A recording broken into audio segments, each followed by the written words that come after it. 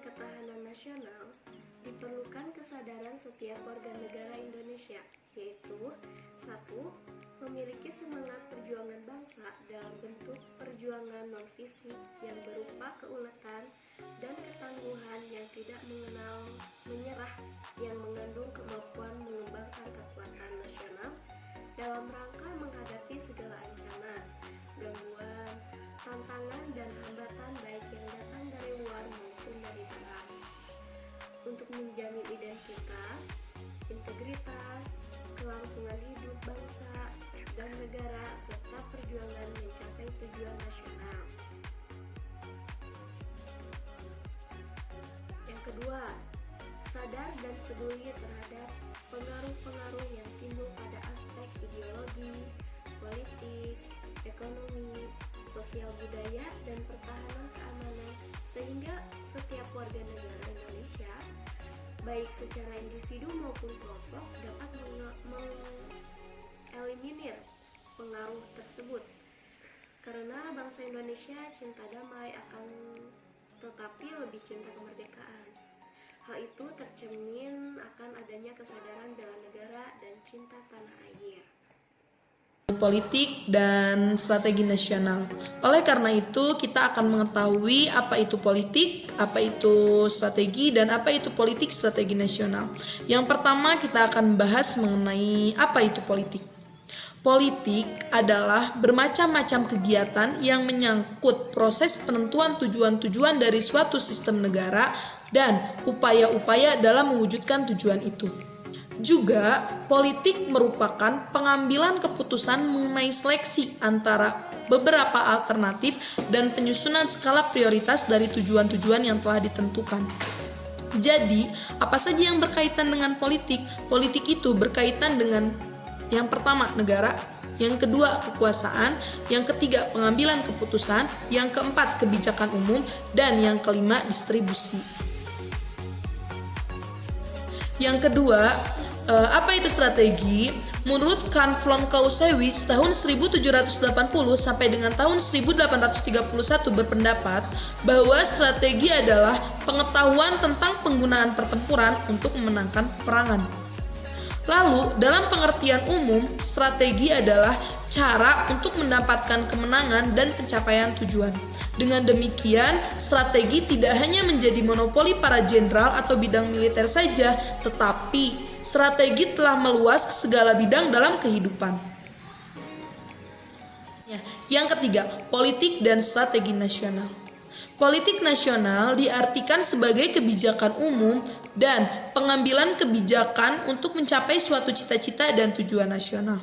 Lalu, strategi nasional adalah cara melaksanakan politik nasional dalam mencapai sasaran dan tujuan yang ditetapkan oleh politik nasional.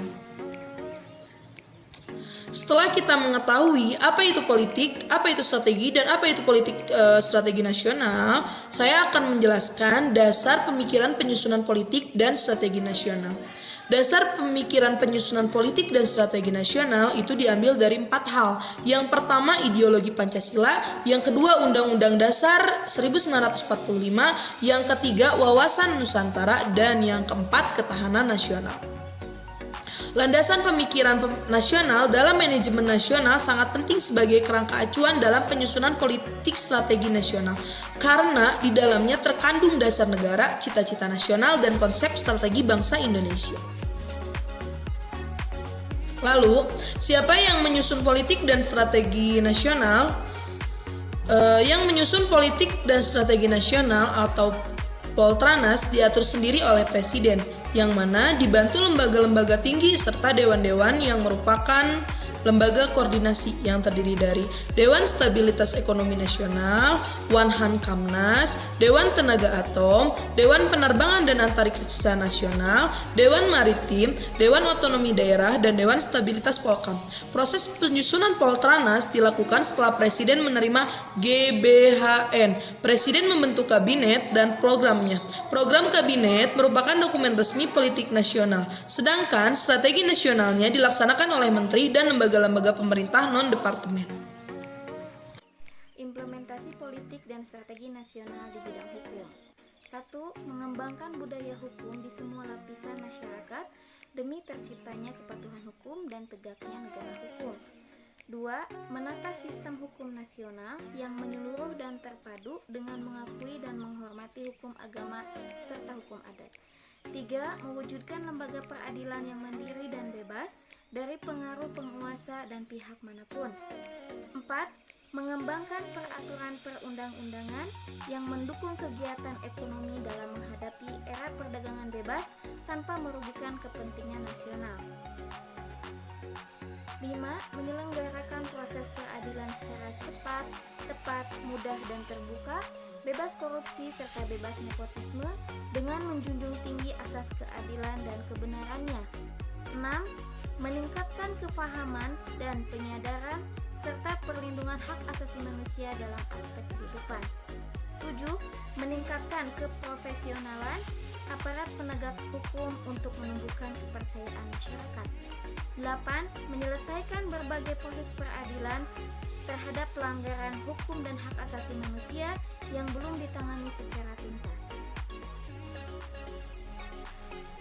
Implementasi politik dan strategi politik nasional di bidang politik. 1. Memperkuat keberadaan dan kelangsungan NKRI yang bertumpu pada Bhinneka Tunggal Ika. 2. Menyempurnakan Undang-Undang Dasar 1945 sejalan dengan perkembangan kebutuhan negara dengan tetap memelihara kesatuan dan persatuan bangsa. 3. Meningkatkan peran MPR dan lembaga-lembaga tinggi negara lainnya dengan mengasaskan fungsi, wewenang, dan tanggung jawab yang mengacu pada prinsip pemisahan kekuasaan. 4. Mengembangkan sistem politik nasional yang demokratis dan terbuka. Dan 5. Meningkatkan kemandirian partai politik, terutama dalam memperjuangkan aspirasi dan kepentingan masyarakat. Baik, selanjutnya saya akan menjelaskan implementasi politik dan strategi nasional di bidang ekonomi dan pertahanan keamanan. Untuk di bidang ekonomi, implementasi pemerintah terdapat beberapa program. Yang pertama itu mengoptimalkan peranan pemerintah dalam mengoreksi ketidaksempurnaan pasar dengan menghilangkan semua hambatan yang mengganggu mekanisme pasar. Salah satunya seperti yang kita tahu ada IKM atau industri kecil menengah, yang mana IKM ini terdapat banyak hambatan. Salah satu implementasi atau kebijakan dari pemerintah itu dengan adanya program e-smart IKM, yang mana diharapkan dengan program e-smart IKM ini para pengusaha IKM atau industri kecil menengah ini dapat dengan mudah mengakses usahanya dan dapat dengan mudah menghilangkan hambatan-hambatannya. Lalu yang kedua, mengupayakan kehidupan yang layak berdasarkan atas kemanusiaan yang adil bagi masyarakat, terutama bagi fakir miskin. Nah, salah satu implementasinya itu terdapat dalam strategi pemerintah dalam meningkatkan skala ekonomi kecil dan menengah dalam mengembangkan dan memberdayakan BUMDes atau BUMDes atau Badan Usaha Milik Desa. Jadi pemerintah ini bekerja sama dengan pemerintah desa untuk menggencarkan program BUMDes ini agar kalau misalnya di BUMDesnya sudah bagus perekonomiannya, mungkin ini akan merambah ke bidang-bidang lainnya, ke sektor yang lainnya, sehingga ekonominya bagus dan sektor-sektor yang lainnya pun akan bagus. Lalu yang ketiga itu mengembangkan ekonomi yang berorientasi global dengan sesuai kemajuan teknologi dengan membangun keunggulan kompetitif. Nah, ini salah satu program pemerintah itu ini lebih ke bidang teknologi kalau di sini. Salah satunya itu di bidang pariwisata. Nah, di bidang pariwisata, di sektor pariwisata ini pemerintah mengoptimalkan untuk membuat suatu pengiklanan yang mana pengiklanan tersebut melalui teknologi agar destinasi-destinasi wisata yang ada di Indonesia ini, seperti yang kita tahu banyak sekali tempat wisatanya terekspos, bahkan terpasarkan destinasi-destinasi wisata tersebut, sehingga akhirnya dapat meningkatkan perekonomian negara dan juga strategi nasional, politik nasionalnya pun, cita-cita dari politik tersebut pun akan tercapai seperti itu. Lalu yang berikutnya di bidang pertahanan dan keamanan. Lalu upaya pemerintah di bidang pertahanan dan keamanan itu salah satunya, yang pertama di sini saya akan menyampaikan beberapa poin. Yang pertama itu mengembangkan kemampuan sistem pertahanan keamanan rakyat yang bertumpu pada kekuasaan rakyat dengan TNI dan Kepolisian Negara Republik Indonesia. Nah, maksudnya itu di sini itu tidak hanya TNI dan polisi saja yang menjaga pertahanan dan keamanan, TNI menjaga pertahanan, lalu Polri menjaga keamanan, akan tetapi rakyat pun ikut andil sebagaimana yang telah kita tahu di undang-undang, yaitu sudah tertera di undang-undang, salah satu program nyatanya adalah bela negara. Nah, itu dia adalah bela negara.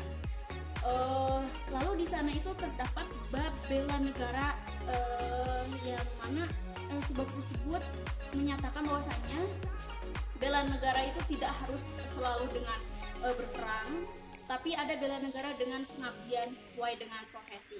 Salah satunya, contohnya misalnya saya sebagai mahasiswa, maka saya ini wajib sebagai warga negara Indonesia, saya wajib untuk mengabdi sesuai dengan profesi saya.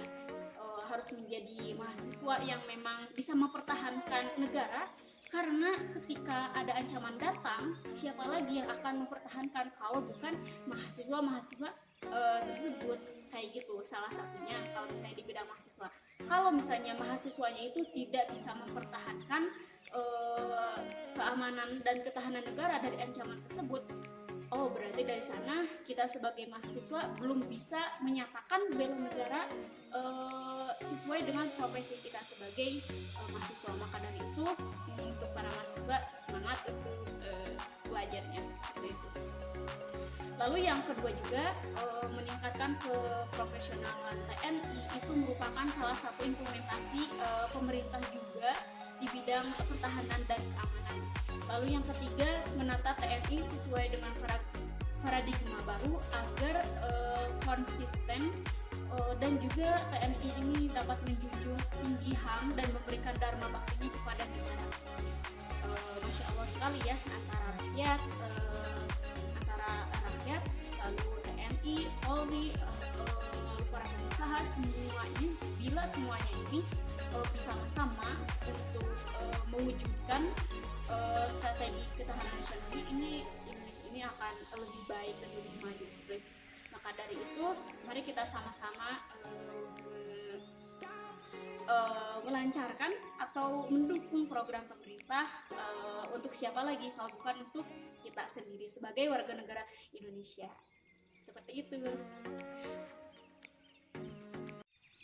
Cukup sekian dari kami. Wassalamualaikum warahmatullahi wabarakatuh.